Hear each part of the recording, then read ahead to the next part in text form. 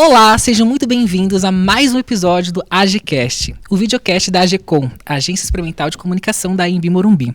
Eu sou Rafael Domingos, estudante de produção musical e fonográfica da IMB, e estou com a Samara. Eu sou a Samara, estudante de jornalismo do primeiro semestre, e para quem não sabe, ou para quem é novo aqui, a AGCast é um programa voltado para docentes, professores e estudantes para saber mais como a comunicação se envolve no mercado de trabalho. Estamos aqui com um convidado mais especial, que é o professor Fábio Ritter. Seja muito bem-vindo, professor. Seja bem-vindo, Fábio. Obrigado pelo convite e vamos compartilhar. Vamos compartilhar. Bom, primeiro, a gente vamos estar falando sobre visagismo e estética. Eu queria entender, Fábio, o que é visagismo, porque muitas pessoas tendem a ter uma noção dentro do senso comum. Dentro da parte mais ligada ao profissional, eu queria ouvir de você. Bom, vamos lá. O visagismo que a gente fala contemporâneo, o atual, a gente fala de comunicação da imagem. Então, sempre que a gente pensa em visagismo, a gente está pensando em comunicação visual. O que a gente veste, o que a gente usa no cabelo, o que a gente usa como maquiagem, tudo isso passa informação. Então, o estudante de visagismo, ele estuda essa comunicação da imagem pessoal. E é super interessante ter esse curso aqui na IMB Morumbi, né? Porque a gente não vê, pelo menos eu não tenho conhecimento de outras universidades que tenham esse curso assim tão forte, né? Com profissionais tão capacitados. Sim. E Fábio, o que explica esse crescimento do interesse pelo visagismo nesses últimos anos?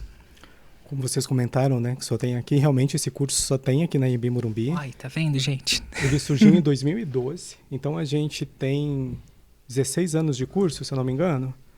E o curso surge aqui na Universidade IMB Morumbi, junto com o SPA, então é o único SPA escola também.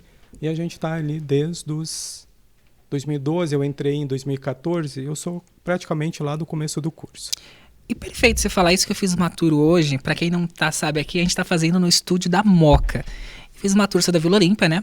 E eu vi que você tem salas em outros andares e também agora no SPA também atuante como os alunos e tudo mais, é isso? Isso, aqui no SPA a gente conta com os cursos da saúde, beleza e bem-estar, fazendo atendimento à comunidade também. Os alunos do curso de visagismo também fazem os atendimentos, tanto da consultoria visagista quanto dos atendimentos de tricologia, que é o estudo do cabelo. Então a gente tem ali vários bracinhos dentro do curso, tanto do cabelo, da tricologia, quanto da imagem pessoal. Isso eu não minto. É importante quando a gente fala principalmente de figuras públicas, o quanto o visagismo contribui para a construção de imagem de figuras públicas, de como a pessoa vai se comunicar. Eu queria que você falasse, assim, dentro da sua experiência, de pessoas assim, seja do jornalismo, seja de artistas, esse posicionamento que é além da comunicação falada, né, mas da imagem. Por favor. Além de professor, então, aqui da IMB Morumbi, desde 2019, eu também atendo em salão. Né? Então, eu venho de uma carreira de salão de beleza, cabeleireiro, maquiador, e chegou um momento que nada mais acontecia, né? Tinha que ter um diferencial. E aí foi quando descobri o visagismo. Quando a gente pensa na comunicação visual, através dessas técnicas de cabelo, de maquiagem, de roupa, a gente pensa, assim, em artista, político. Né? Na minha vida profissional, fora da universidade, lá no salão, já fiz atendimento dessa galera, de todo esse povo famoso aí. É interessante? Legal. Fica um pouco nichado, a gente sabe que existem alguns padrões de comunicação, então a gente acaba também fazendo muito do mesmo. Quando a gente vem para a universidade, onde a gente tem os muros da universidade que são derrubados, né, a gente começa a conhecer culturas diferentes, pessoas diferentes, e tudo isso auxilia nesse processo aí de comunicação visual. Então o aluno ele começa a entender as diferentes formas de comunicação através da imagem. Perfeito. Você falou sobre comunicação visual. Para você, assim, o visagismo, ele é uma forma de comunicação? Exato, totalmente. Mas por que ele é uma forma de comunicação? Porque a gente vê muito PP e jornalismo, né, no foco, assim. Por que o visagismo ele é uma forma de comunicação?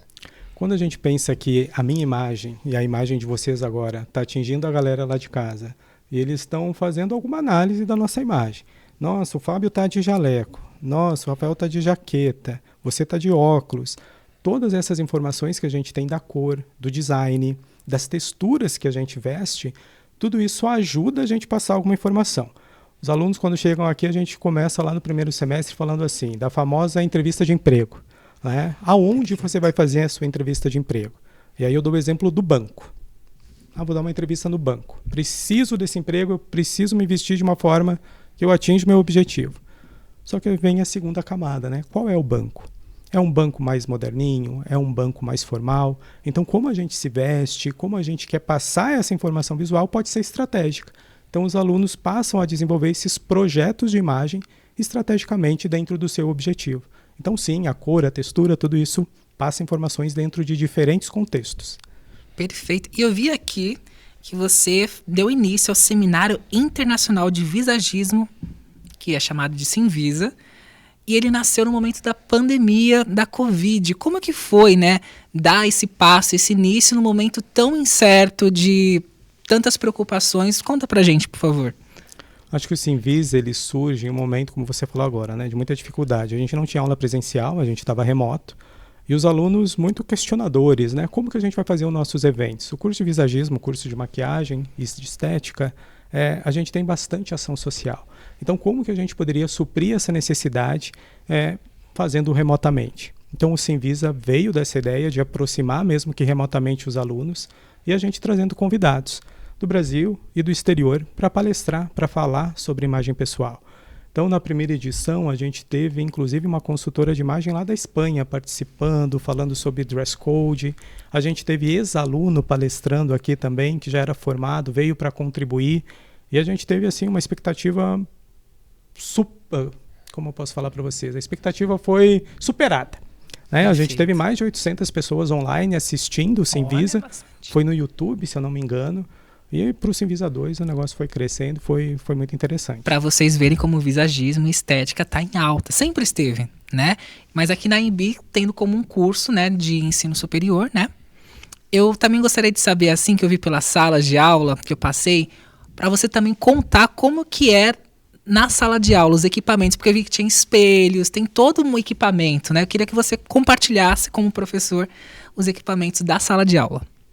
A gente tem 2 momentos esse curso, né? A gente tem as aulas teóricas em sala de aula e a gente tem as aulas práticas. Então, o terceiro andar aqui, ele é todo desenvolvido para esses alunos do curso de visagismo e para o curso de maquiagem profissional. A gente tem praticamente um salão no terceiro andar, além do salão do spa aqui, né? Do atendimento à comunidade. Então, todas as aulas práticas que a gente faz no curso de visagismo e de maquiagem é no terceiro andar.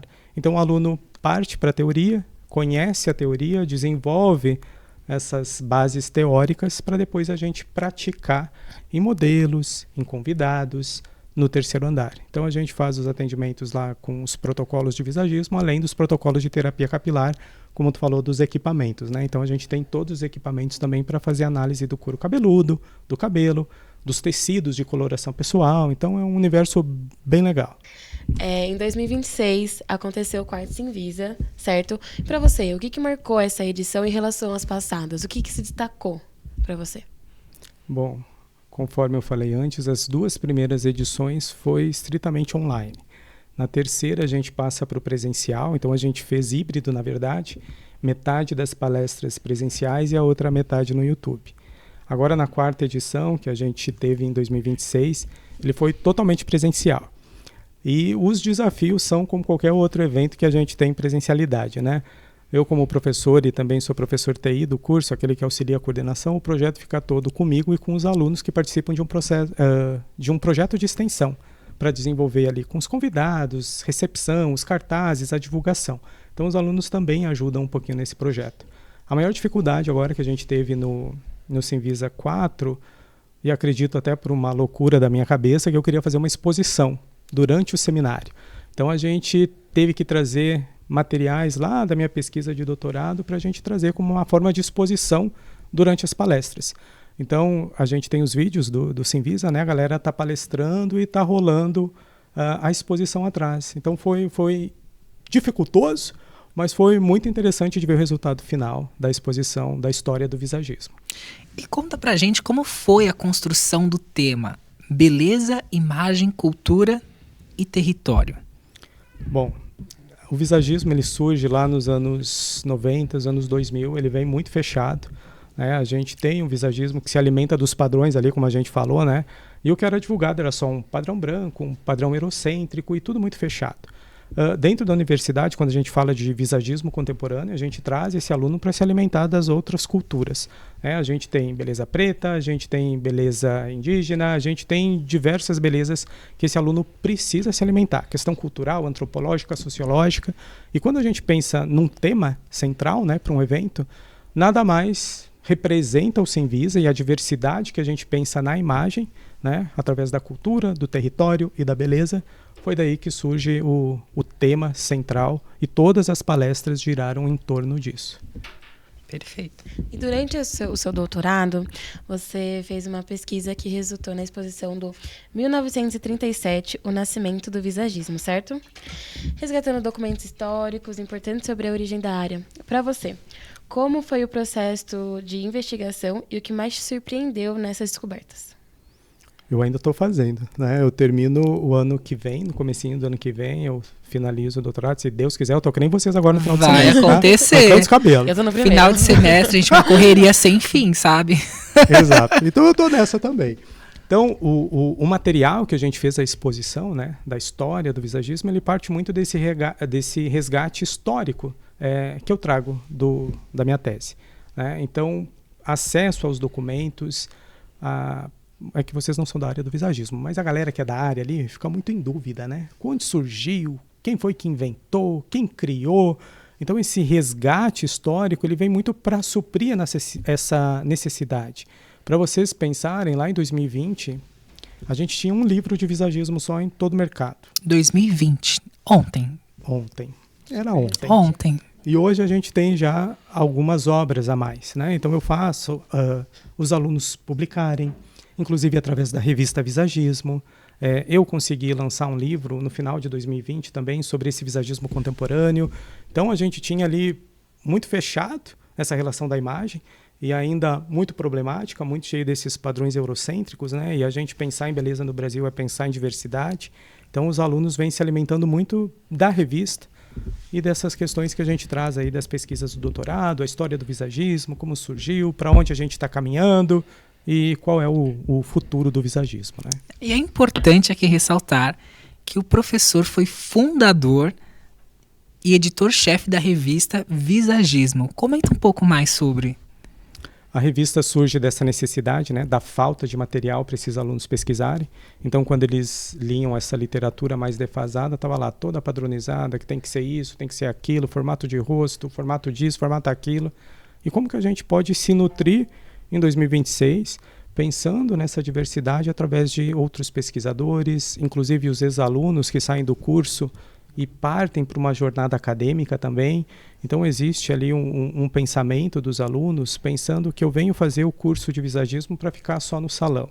E hoje é completamente o oposto. Você pode ir além do salão, você pode ocupar os espaços que você bem entender. Então o profissional da beleza hoje ele desenvolve pesquisa, ele também tem um material que ele pode trazer ali na sua bagagem e eu incentivo muitos alunos a continuarem essa jornada dentro da academia, né? Para vocês terem uma ideia, a gente tinha apenas um aluno com mestrado em visagismo, que era eu. Agora a gente vai ter, né? Nem tem ainda. A gente vai ter um aluno que agora é professor, que sou eu, com doutorado. E desde que eu entrei aqui em 2019, eu digo que eu encho o saco dos alunos, tá, gente? Fica ali incentivando, a gente já tem uma aluna que fez o mestrado lá na USP, uma aluna preta, periférica, que foi atrás também desse visagismo que a gente entende como visagismo contemporâneo. E a boa notícia é que ela também começou o doutorado dela. Então eu estou muito feliz porque a gente está perpetuando esse conhecimento para fora e para a galera entender sobre o novo visagismo. E a revista Visagismo se alimenta de todas essas pesquisas de ex-aluno, dos parceiros, para a gente divulgar mais conhecimento. A gente teve quase mais de 3 milhões de leitores na revista. É muito interessante. E ela ainda está em circulação, a revista? Dei uma pausa em 2024. Justamente porque eu estou pirando lá, né? Por causa das questões do doutorado. Então, a gente deu uma pausa em 2024. Ela volta em 2025, agora com uma versão em português e inglês, justamente para atender essas demandas de fora da imagem pessoal. E acaba virando assim, né? Falando da revista, você poderia falar o impacto e a importância dela na criação entre estudantes, pessoas que estavam interessadas, e não só estudantes focados em visagismo, mas toda a cadeia dentro da parte de comunicação, imagem, relação pública. Eu queria saber qual foi o impacto disso perceptível aos seus olhos. Eu acho que eu faço um exercício junto com os alunos, né? O pessoal da área da beleza, a gente vem questionando muito a questão da autoestima nossa, né? A gente não sabe dar preço, a gente só sabe cuidar das pessoas. Então, quando a gente pensa na autoestima do profissional, do estudante, é algo que eu tento conversar muito com eles, né? A gente traz lá os perrengues da nossa jornada pessoal e a gente começa a entender que a gente é capaz de ocupar esses lugares, como eu falei, né? Da gente entender que para realizar uma pesquisa é necessário um livro, uma boa vontade, um material, e que ele pode ir além, ele pode sair do salão. E é claro que ele pode voltar para o salão, ele também pode ter uma agenda dupla, atendimento em salão e atendimento fora dentro da universidade, com empresa. Quando as empresas percebem esse movimento distinto desse visagismo contemporâneo, a gente começa a ter uma busca muito maior desses profissionais. Então, mais de 90% dos alunos aqui do curso, eles já saem empregados, ou os que já têm salão buscam outras formas de atendimento, né, em outros espaços, em parcerias, até mesmo prestando consultoria para a empresa. Então, a taxa de empregabilidade é muito alta desse curso. E justamente por a gente mexer lá na estrutura, né, para o aluno começar a se reconhecer, para ele mexer na autoestima, para ele entender que ele é capaz e que ele também precisa cuidar da sua imagem, dele, além de cuidar das pessoas. Então, eu acho que quando eu penso em aluno dentro do curso e na busca da indústria e tudo, é trabalhar a autoestima do aluno para que ele se empodere disso. Não, e assim, eu tô amando esse tema e me surgiu agora uma pergunta, assim, você falou de autoestima, e essa onda que a gente vê de filtros, né? Como que isso impacta, não o trabalho no sentido negativo, mas impacta no sentido, assim, da importância do visagismo e estética posto ao aumento do uso de filtros nas redes sociais, que afina o rosto, que muda a cor do olho, que, enfim, eu gostaria de saber disso porque eu acho importante, porque muitas pessoas acabam sendo impactadas com esses filtros e isso mexe com a autoestima, né, de adolescentes, de pessoas, né, enfim, toda uma gama. Eu queria que você falasse isso dentro da perspectiva de profissional. Eu vou trazer uma referência visual para a gente entender através de um exemplo, tá? Tem uma série na Netflix que chama Code Bias. É uma aluna preta do MIT e ela tem algumas vivências onde ela não consegue desbloquear o celular, ela não tem acesso a uma porta do banco e através dessas barreiras sociais ali, ela passa a estudar os algoritmos da imagem. Então, no curso de visagismo, a gente tem alguns pontos da face, né, que são os pontos padrões para a gente fazer essa leitura. Então, essa aluna do MIT, ela começa a entender esses pontos faciais e ela começa a identificar esses algoritmos. São algoritmos racistas que foram ali... Esqueci a palavra, gente. São algoritmos que foram programados, um homem branco, um homem hétero. Então, toda essa questão onde a gente hoje vê muito nos adolescentes, na galera mais jovem, e um dos aspectos negativos de toda essa questão dos filtros é justamente debilitar a saúde mental, né? Então a gente tem ali pessoas que ficam muito sensíveis, vulneráveis, e enquanto a gente não tiver esse movimento, e aí claro que eu jogo a responsabilidade para a nova geração de profissionais, né? Da gente ter mais mulheres fazendo programação, da gente ter pessoas ocupando esses lugares, para que a gente não fique refém aí de uma padronagem eurocêntrica forever and ever, né? Perfeito. E assim, só uma curiosidade, tá?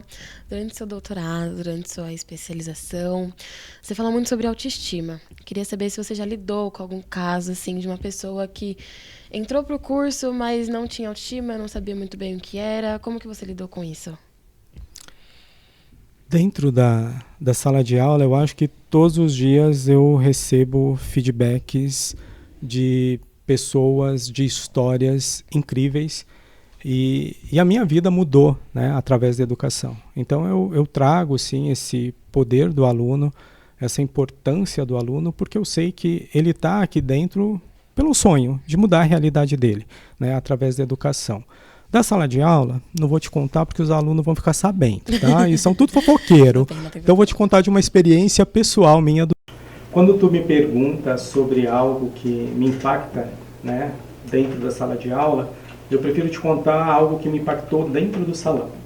Né? Logo no começo do salão, eu não sou de São Paulo, né, sou do Rio Grande do Sul, eu estou aqui há 20 anos, e desde que eu cheguei em São Paulo eu trabalho no mesmo salão. Né? Eu atendo em um salão lá no Oscar Freire, então o local é muito bacana, tem bastante movimento, e eu nunca me esqueço da história de uma senhora que não era minha cliente, ela chegou num sábado, e era uma senhora com turbante. E ela foi para fazer maquiagem, e ela marcou comigo. E eu entendi, gente, não conheço, né? Mas vamos lá. Então ela pediu para ir para uma sala reservada, a gente foi para uma sala reservada, ela tirou o turbante, ela não tinha cabelo, ela não tinha sobrancelha. E aí eu já comecei a ligar os fatos, né? Então ela se abriu, falou que ela está fazendo tratamento oncológico e que ela estava ali fazendo a maquiagem para ir na festa de 15 anos da neta dela. E que o sonho dela era ter uma sobrancelha. Eu digo, nossa, então hoje eu vou ter que, pensei comigo, né? Vou ter que fazer o melhor de mim para que essa senhora saia aqui impactada, positiva, com autoestima. Resumindo, deu tudo certo, né? Ela saiu com a sobrancelha, foi algo que me marcou muito, porque eu terminei o atendimento, eu fui lá pro backstage, backstage não, né? Pro fundo do salão para chorar. Dei uma choradinha, eu voltei, e lá no salão tem um jogo de espelhos, assim, e essa senhora viu eu chorando. E aí ela voltou e disse assim, Fábio, eu não quero que você chore. Hoje você me fez a mulher mais feliz do mundo. E aquilo, acho que não tem melhor forma de pagamento do que você ouvir isso, né? Eu acho que exatamente nesse tipo de atendimento, e talvez pelo espaço, o salão ali ser muito próximo do Hospital das Clínicas, eu já tive muitos desafios ali de senhoras, de crianças que fazem o tratamento oncológico e acabam se direcionando ali no salão para ter algum atendimento, né? Então eu acho que serviu ali como uma forma de me fortificar profissionalmente e de entender as diversas realidades e que a gente é capaz de transformar, sim, realidades, pessoas e tudo mais. Fábio, você fala da sua história com tanta emoção, com tanto sentimento, com tanta dedicação, né? É lindo de se ver, parabéns, de verdade. Parabéns. Obrigado. E eu queria saber de onde surgiu, de onde te... O que te motiva a fazer isso todos os dias? O que te motivou a começar, a construir esse império grande que você tem hoje? Bom, desde criança eu sabia que eu ia cuidar de pessoas, né? Eu sabia que eu ia ter algo com essa área. E talvez por uma questão familiar eu acabei sendo conduzido, digamos assim, ao direito, né? Então lá na minha cidade eu cheguei a cursar 3 anos de direito. Algo que foi para mim o estopim de mudar de curso foi quando a gente foi fazer uma visita a um presídio, né? E aí eu comecei a ver que a gente tinha realidades diferentes, pessoas que estavam lá privadas da liberdade por várias questões, e foi onde eu comecei a pensar o direito de uma outra forma, né? Em que eu não cabia a mim julgar, mas sim auxiliar pessoas. Continuei, fui por transferência para Florianópolis, né? Eu me mudei para Florianópolis quando eu tinha 20 anos, eu saio do Rio Grande do Sul, vou para Florianópolis, então faço ainda mais um ano de direito lá, e faço mais um ano de direito lá, e foi quando eu resolvi largar tudo, tranquei a faculdade, não queria mais, e aí comecei a procurar salão, para trabalhar em salão. Sempre tive muita vontade, mas por questões lá de família e tudo mais, eu acabei abdicando isso, deixando de lado. Quando eu saio de casa e entendo que eu posso fazer o que eu bem entender, eu começo a trabalhar em um salão. E a partir dali tudo começa a dar certo, né? Então foi tudo muito rápido na minha carreira. Trabalho no salão e depois sou convidado para participar lá do Floripa Fashion, que é como se fosse o São Paulo Fashion Week. E a partir dali contatos e tudo mais, chego a São Paulo. Em São Paulo também trabalho com cinema, com publicidade, fazendo cabelo, maquiagem para a galera.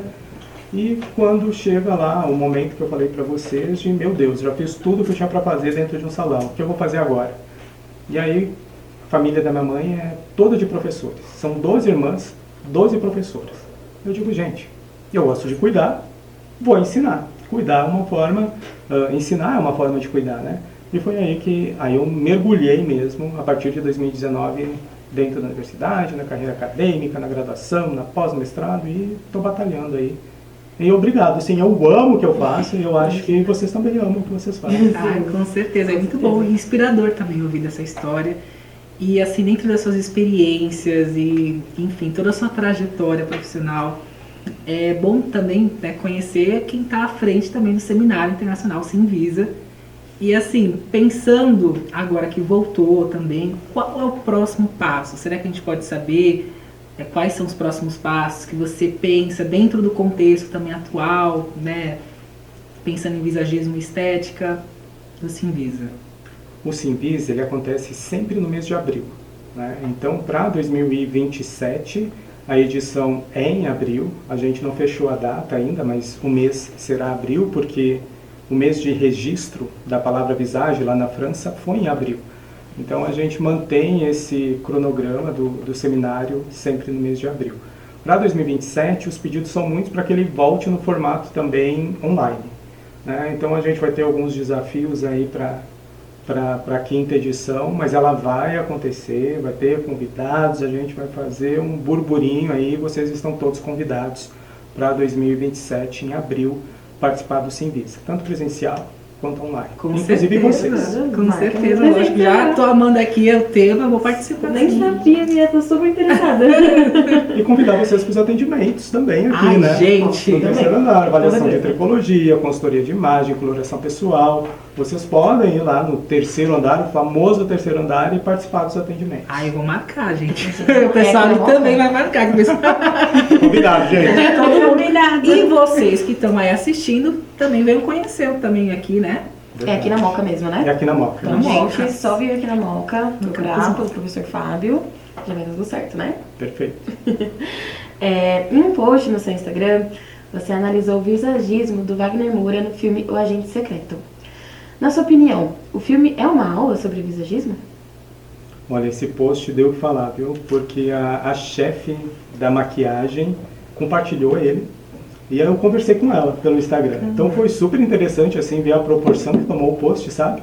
E da gente debater em sala de aula. Nas nossas aulas teóricas eu sempre trago ali uma série, um filme, para que a gente faça aquela leitura, né? Então como é a cena, como é o cabelo, como é a maquiagem, o que isso passa naquele contexto cultural e como que a gente pode se alimentar de toda essa bagagem para fazer as composições do nosso dia a dia, né? Eu costumo dizer que o visagismo hoje ele é estratégico, né? A gente trabalha com projetos de imagem. Lembro lá no começo que vocês falaram do político e tudo mais, eles utilizam muito esses recursos visuais, né? Onde a gente precisa ali de uma imagem que passe credibilidade, ou a gente vai lá para a galera que trabalha naquele banco que eu falei para vocês lá do começo, que é um banco mais descolado, não vamos falar nome, mas a gente sabe, um banco super descolado aqui de São Paulo, que a galera vai super tranquila trabalhar, e quando eu falo tranquilo é questão de look, né? Então os projetos de imagem a gente pode conduzir ali dentro de uma forma objetiva. Cada cliente vai ter um objetivo, e o aluno, o profissional, ele trabalha em cima desse objetivo. Então a gente pode ter o nosso look de paquera, a gente pode ter o nosso look de balada, a gente pode ter os nossos looks. E os alunos aprendem a trabalhar dessa forma, fazendo esse resgate cultural da cliente. Começa a entender o que é beleza para aquela pessoa, quais são as cores que aquela pessoa gosta, e a partir disso, fazer ali o projeto de imagem. E falando nisso, me surgiu uma outra pergunta agora, que é, existe parceria com outros cursos aqui da INB? Porque pensando assim, eu poderia pensar de moda, enfim, jornalismo, né? Existe parcerias construídas? Olha, Rafael, eu vou olhar bem para a câmera agora. A gente quer fazer parceria com os outros cursos, tá bom? Lá no começo a gente teve algumas parcerias, sim, com o curso de moda. É o que a gente mais consegue relacionar, levando os alunos para fazer essa produção. Mas deixar registrado aqui que a gente quer abraçar todos os cursos, porque a gente pode atuar todo mundo junto. O AGCast, né, da AGCOM sendo ignição para essas parcerias entre os cursos de comunicação, tá vendo, gente? Perfeito. Faz parceria com o curso de jornalismo, tá? Por favor. Por favor. Produção musical, moda, todos os cursos de comunicação, publicidade, propaganda, acho que daria para estar montando. Aqui na Moca também tem um desfile dos cursos de moda. Por que vocês não atuam também, como ajudando as pessoas a se maquiar, se cuidar? Estamos jogando as ideias aqui do O pessoal de AGCast. maquiagem, do curso superior de maquiagem, tem um projeto com eles. Então os alunos de maquiagem, no dia do desfile, eles vão lá para a Vila Olímpia, eu acho que foi lá que aconteceu a última versão, e eles maquiaram a galera. Então, o curso de maquiagem fez, sim, essa parceria com o curso de moda já tem 2 anos. Bacana, que legal. gente. Ó, e para fechar nossa conversa, que já está sendo incrível, eu tô amando, teria mais perguntas surgiriam aqui agora. Que conselho você daria para quem está ingressando no mercado de trabalho? E também, que conselho você daria para quem está começando no curso? Muito bem. Para quem está começando no curso, eu acho que vai partir muito do que eles falaram e do que eu falei. Se você é apaixonado pela sua profissão, né? A gente entende hoje que o visagismo ele abraça a imagem pessoal. A galera comercialmente entende que visagismo é só cabelo, mas visagismo não é só cabelo, é toda essa questão da maquiagem, da roupa, dos acessórios, inclusive do cabelo. Então, se você quer identificar essas diferentes formas de linguagem na imagem pessoal, né, através de textura, de cor, de linha, eu acho que o curso superior de visagismo e terapia capilar aqui da Universidade Anhembi Morumbi é o melhor que a gente tem no mercado. Em 2027 a gente já começa com a grade nova, então a gente já tem ali muitas mudanças no curso, tenho contato com os alunos, fala assim, poxa Fábio, logo agora na minha vez, eu digo, gente, vem participar do Simvisa, vem se atualizar. Eu acho que o que me deixa muito feliz de estar à frente do curso de visagismo é entender que realmente essas questões do belo, da beleza, da imagem, precisa de constante ressignificação e de atualização. E eu sou muito feliz porque esse curso cumpre o seu papel de estar em constante atualização e preparando os melhores profissionais do mercado. E tudo a ver com semiótica, com certeza, Sim, né? eu estou Significante, significado, Exato. importância. Bom, se eu pudesse deixar então uma mensagem para quem pensa em estudar visagismo, é para que essas pessoas também não apaguem o que já aconteceu com o visagismo. Vamos lá. Se eu pudesse deixar um recado para quem quer estudar visagismo, eu acho que vale a pena as pessoas entenderem que a gente não precisa apagar o que aconteceu, né? Que a gente entenda que é um processo histórico, que a gente precisa, como eu falei para vocês, ressignificar a história da beleza. A gente está dentro de um país totalmente diverso. A grade do curso de visagismo da minha época é totalmente diferente da grade que a gente tem hoje, justamente por aquilo que eu falei para vocês sobre a padronização, a massificação da beleza. Então, quando a gente pensa em beleza, o que é bonito para você pode não ser bonito para mim. O que é bonito para você pode não ser para mim. Então, quando o aluno entende que a beleza é diversa e que a gente tem diversas formas de comunicação, eu acho que o curso se alimenta muito dessa ressignificância que a gente tem dos conteúdos, né? Quando a gente pensa lá numa técnica famosa do curso aí, que é a mensuração facial. Quando a gente entende a questão histórica da mensuração facial, quando a gente pega lá o paquímetro para medir, para ver se aquele rosto é simétrico, quando a gente passa a medir o rosto através da técnica do paquímetro, da mensuração facial, toda essa questão que a gente tem das mensurações matemáticas, existe um contexto histórico muito problemático, né? Então o aluno passa a entender que aquela mensuração é apenas um número e que essa beleza pode ser respaldada de diversas formas, né? O impacto que a gente teve aqui no curso com a atualização da grade, com a atualização dos assuntos, foi muito pertinente justamente porque eu me via como aluno também lá na época, né? Falava assim, nossa, mas é tão diferente, o que a gente precisa mudar? Então muitas demandas que a gente atualizou no curso vêm justamente dessa dor, de eu, ex-aluno, da conversa com outros colegas da época e justamente pelo termômetro da gente absorver muito o feedback dos alunos, né? Eu sou aquele tipo do professor que termina a aula, senta com os alunos e digo, gente, vamos fazer a DR? E a gente começa a debater o que foi a aula, que tópico que a gente pode conversar mais. Na prática, o que a gente pode trazer para suprir essa necessidade. Então, quando a gente parte desse contexto mais global de beleza, que é diversa, que é múltipla, a gente tem técnicas diferentes aqui, por exemplo, de coloração pessoal, né? Era algo que não existia na grade. E hoje a gente tem uma disciplina, é o C. Tudo bem. E hoje a gente tem uma UC que fala só de coloração pessoal, que é o Policromia BR, também que é uma técnica brasileira, nossa, que surge aqui dentro da universidade, que ela é publicada através de pesquisas, onde a gente fala da diversidade cutânea, né, dos diferentes tons de pele que a gente tem. Então o curso de visagismo, como curso superior, ele só existe aqui na Anhembi. Existe sim a disciplina visagismo, em outras universidades, né, onde a gente tem ali 20, 30 aulas sobre visagismo. Aqui na Anhembi Morumbi a gente fica 2 anos e meio e na Grade Nova vão ser 3 anos estudando comunicação visual, estudando visagismo. Então eu acho que esse processo de ressignificância vai continuar acontecendo sempre. Ampliar a diversidade fora desse visagismo eurocentrado, né? Principalmente cis heteronormativo. Exato. Fábio, foi um prazer conversar com você, saber sobre a sua história, ver o tanto que você é apaixonado por essa área, porque assim dá pra sentir a sua humanidade tratando as pessoas, do jeito que você fala, do jeito que você conta as suas histórias, foi incrível, de verdade. Eu nem imaginava que o visagismo era tudo isso, particularmente eu tô apaixonada pela área, apaixonada pelo seu trabalho, foi muito incrível mesmo.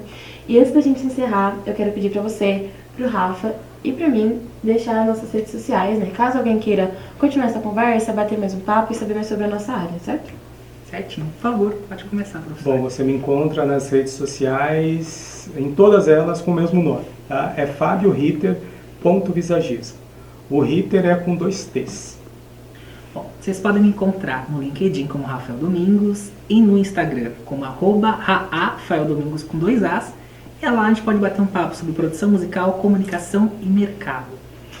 Eu estou no Instagram como sa.comunica com 2 As no final e no LinkedIn como Samara Santos. No Instagram eu posto sempre um conteúdo de jornalismo, sobre rotina das aulas. Quem quiser trocar um papo, saber mais sobre, é só entrar em contato comigo. E para você que nos acompanhou hoje nesse episódio incrível, não esqueça de seguir a gente no AGCast lá no Spotify e também nas redes sociais da Anhembi Morumbi no Instagram. Muito obrigado, tchau, tchau para vocês. Obrigada, muito obrigado, tchau, professor tchau. Fábio. Obrigado, gente. Obrigada, professor.